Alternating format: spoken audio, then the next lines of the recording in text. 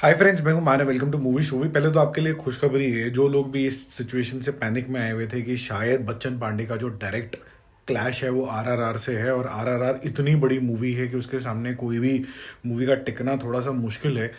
बच्चन पांडे जैसी मूवी को भी एक बार भी सोचना पड़ेगा कि अगर वो 18 मार्च को आ रहे हैं और आरआरआर भी 18 मार्च को आ रहे हैं तो फिर कैसे चलेगा यार। पहले तो दोस्तों मुझे ऐसा लगता है, और ये पर्सनल मैं आपको सेंस बता रहा हूँ, और ये बिजनेस सेंस के हिसाब से बता रहा हूँ, सिचुएशन के हिसाब से ये सेंस बता रहा हूँ। ऐसा ही होगा देखना, क्योंकि जहाँ पर जो फिल्म मेकिंग है ना, उसको बोला जाता है बिजनेस ऑफ फिल्म मेकिंग, क्योंकि क्रिएटिविटी अपनी साइड है और जब उसको बेचना, दिखाना, पैसे कलेक्ट करने की बात आती है, वहाँ बिजनेस थॉट प्रोसेस भी आता है। तो बच्चन पांडे तो फॉर श्योर है कि 18 मार्च को आ जाएगी। वो इतनी ज़्यादा महंगी पिक्चर भी नहीं है कि अगर आप उसको एक स्टैंड अलोन इस टाइम पे रिलीज़ कर देते हैं कि जब कोरोना है, तो आप पैसे रिकवर नहीं कर पाएंगे। अब इसमें पैसे रिकवर कर सकते हैं, ठीक ठाक पैसे रिकवर कर सकते हैं। फिर इमीडिएटली ओटीटी के ऊपर भी ये रिलीज हो जाएगी, तो आपके पैसे ठीक ठाक, आप you will make profits out of it.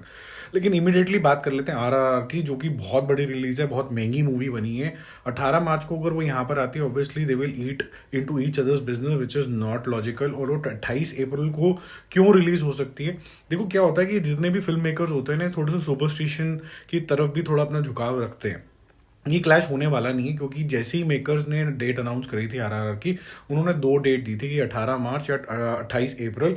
अगर फुल कैपेसिटी में 18 मार्च को होगा तो वो रिलीज करेंगे इस मूवी को, अदरवाइज 28 अप्रैल को करेंगे। तो 18 मार्च तो आउट ऑफ क्वेश्चन है, क्योंकि जो कोरोना की भी रिपोर्ट आ रही है वो कह रही है कि फरवरी में ये पीक करेगा, फिर ये डाई ऑफ होना शुरू होगा। और अगर मार्च में डाई ऑफ होता तो 18 दिन में सब कुछ नॉर्मल नहीं होगा, मुझे ऐसा लगता है पर्सनली। तो ये 28 अप्रैल को होगा। और दूसरा बड़ा रीजन है जो मैं आपको न्यूमरोलॉजी और ये सब थोड़ा सा एस्ट्रोलॉजी की तरफ भी लेके जा रहा था, वो ये है कि 29 अप्रैल को आरएसएस राजामौली की 2017 के अंदर बाहुबली 2 भी रिलीज हुई थी, द कंक्लूजन। और वो इंडियन हिस्टोरिकल तरीके की वो मूवी निकली। तो मुझे नहीं लगता कि वो इस डेट को मिस आउट करना चाहेंगे एक महीने से। और इस अप्रैल के महीने के अंदर छुट्टियां भी होनी शुरू हो जाती हैं, और बहुत सारे आपके समर वेकेशंस की तरफ भी जारी होती है बात। तो आप क्या करेंगे उस टाइम के ऊपर? रिलीज करेंगे जब कोरोना भी नहीं है, कुछ भी नहीं है, आपको क्लीन स्लेट मिल जाएगी।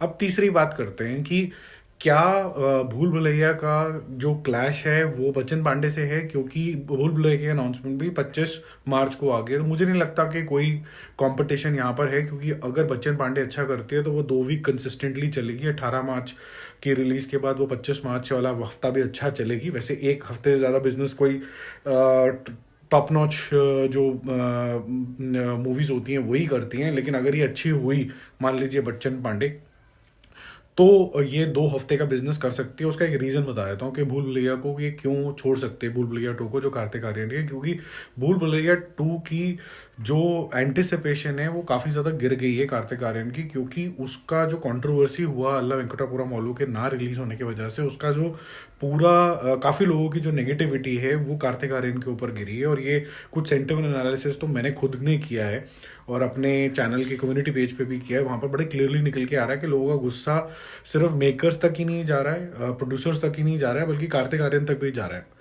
बहुत हद तक शायद फेयर अनफेयर मैं आपके ऊपर छोड़ देता हूँ, बट ये जा तो रहा है। अब ये सेंटिमेंट्स की वजह से बहुत सारे लोग इसकी ओटीटी का वेट करेंगे, शायद थिएटर्स के अंदर नहीं जाएंगे।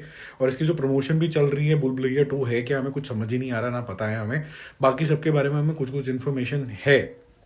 तो अगर हम तीनों मूवीज़ के बारे में बात करें, तो तीनों मूवीज़ के बाद अपना रन करने का अपना अपना वीक है। तो ऐसा नहीं है कि कोई भी किसी का बिजनेस यहाँ पर खाने वाला है। और स्पेसिफिकली यहाँ पर जो बिजनेस सेंस बनती है कि एक दूसरे के बिजनेस को ना खाएं, क्योंकि सबसे इंपॉर्टेंट रीज़न, कोरोना काल के अंदर वैसे भी आपकी जो सीट्स होती हैं वो 50% होती हैं, या कुछ कुछ शहरों में तो आपके थिएटर्स अलाउड ही नहीं होते हैं खोलने। अगर अलाउड ही नहीं होंगे तो ऑब्वियसली बात है कि बिजनेस जो है वो बड़ी सारी मूवीज़ के अंदर बट भी नहीं सकता। अगर मान लीजिए 1,000 या 3,000 थिएटर्स के अंदर खुलना है, तो उसको आप 3,000 नहीं काउंट कर सकते, आप उसको 1,500 काउंट करोगे, क्योंकि आधी सीटें तो फिल ही नहीं हो सकती हैं। और बहुत ज़्यादा टिकट के प्राइसेस नहीं रख सकते, नहीं तो लोग जाएंगे नहीं फैमिली के साथ। और ये सब मूवीज़ जो हैं ये फैमिली मूवीज़ हैं। तो इस सब वजहों की वजह से जो मेकर्स हैं वो भी ऐसा डिसीजन लेंगे कि हर हफ्ता एक एक बड़ी बड़ी मूवी के लिए एटलीस्ट बच जाए। इन बड़ी मूवीज़ के अलावा छोटी छोटी जो मूवीज़ हैं वो पार्ट एंड पार्सल होता है, वो छोटे छोटे रिलीज़ होती हैं, उनके छोटे ही बिजनेस होते हैं, कुछ चलती हैं, कुछ सरप्राइज हिट हो जाते हैं, कुछ नहीं चलती हैं। बट इन तीनों मूवीज़ को, बच्चन पांडे को 18 मार्च को कोई खतरा नहीं है। आरआरआर वैसे भी 28 अप्रैल को आएगी, ये भी आपको क्लैरिटी जल्दी ही आ जाएगी। और 25 मार्च को जो भूल भुलैया आने वाली है उसके लिए इतनी ज़्यादा बज़ है ही नहीं, और अगर बज़ हुई भी थोड़ी बहुत तो वो एक हफ्ते के बाद आ रही है, तो वहाँ से इसका क्लैश का कोई लिंकेज है नहीं। और बच्चन पांडे अगर सक्सेसफुल हुई और अगर लगा कि इसके अंदर दम है, तो वो अपने आप को सेकेंड वीक में इजीली कंटिन्यू कर लेगी, और Bhool Bhulaiyaa will die its own death अगर वो अच्छी नहीं हुई। तो सबके पास अलग अलग है, दोनों भी अगर अच्छी होती हैं तो एक हफ्ते का जो बिजनेस होता है मोटा मोटा, वो आपकी कॉस्ट और प्रॉफिटेबिलिटी के क्लोज आपको लेके चला जाता है। तो अगर दोनों मूवीज़ में दम हुआ तो एक हफ्ते का अगर अच्छा उनको रन मिल जाता है, वो काफ़ी हद तक रिकवरी हो जाती है इनकी। ये कोई भी आपको ट्रेड एनालिस्ट बता देगा। मेरे पास ट्रेड की इन्फॉर्मेशन नहीं होती है कि जी कितने आंकड़े आ गए, ये आगे वो आगे, डेली बेसिस के हिसाब से ओवरऑल नंबर्स ऑब्वियसली सबको ही पता होते हैं, वेबसाइट्स पे आ जाते हैं, तो उस पर रिएक्शन दे सकते हैं। डेली बेसिस पे मेरे पास नहीं होते, मैं कोई ट्रेड पंडित नहीं हूँ, और मेरा इंटरेस्ट भी नहीं है उस एरिया में। मुझे ओवरऑल नंबर में इंटरेस्ट है कि क्या हुआ, कैसे हुआ, और ये प्रॉफिटेबल हुई कि नहीं हुई, क्या बिजनेस लॉजिक लगाया नहीं लगाया, कुछ इंटरेस्टिंग इन्होंने तरीके से इसको रिप्रेजेंट किया, बिजनेस लॉजिक लगाया, वो उसमें मुझे ज़रूर इंटरेस्ट होता है। तो होपफुली इस वीडियो से आपको क्लैरिटी आ गई होगी कि कोई पैनिक सिचुएशन नहीं है। Bye bye.